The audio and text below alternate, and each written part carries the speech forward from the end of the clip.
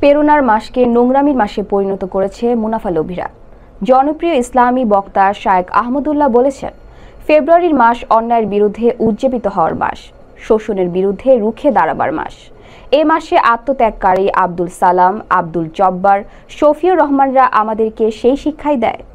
অথচ খুব ধীরে ধীরে সুকৌশলে এক শ্রেণীর মিডিয়া ও মুনাফালোভীরা নিজেদের স্বার্থে আমাদের প্রেরণার মাসটাকে নোংরামির মাসে পরিণত করেছে।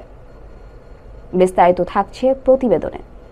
প্রেরণার মাসকে নোংরামির মাসে পরিণত করেছে মুনাফালোভীরা। আহমদুল্লাহ।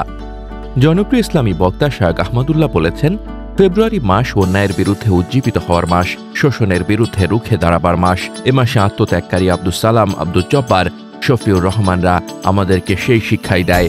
অথচ খুব ধীরে ধীরে সুকৌশলে এক শ্রেণীর মিডিয়া ও মুনাফালোভীরা নিজেদের স্বার্থে আমাদের প্রেরণার মাসটাকে নোংরামির মাসে পরিণত করেছে। 10 ফেব্রুয়ারি নিজের ভেরিফাইড ফেসবুক পেজে এক পোস্টে তিনি এসব কথা বলেন। পোস্টে আসুন্নাহ ফাউন্ডেশনের চেয়ারম্যান শায়েখ আহমদুল্লাহ লিখেন, আমাদের শৈশব কৈশোরের ফেব্রুয়ারি ছিল সাহস ও ঘুরে দাঁড়াবার শক্তিতে প্রত্যুজ্জ্বল। বর্তমান প্রজন্মের কাছে ফেব্রুয়ারি মানেই অবৈধ সম্পর্কের ছড়াছড়ি। যেসব তরুণ তরুণী এই নষ্ট স্রোতে গা ভাসাচ্ছে, তারা বুঝতেও পারছে না তারা এক নাচের পুতুল। তাদেরকে ব্যবহার করা হচ্ছে সুগভীর এক বাণিজ্যিক প্রকল্প ও শালীনতা ধ্বংসের ষড়যন্ত্রে।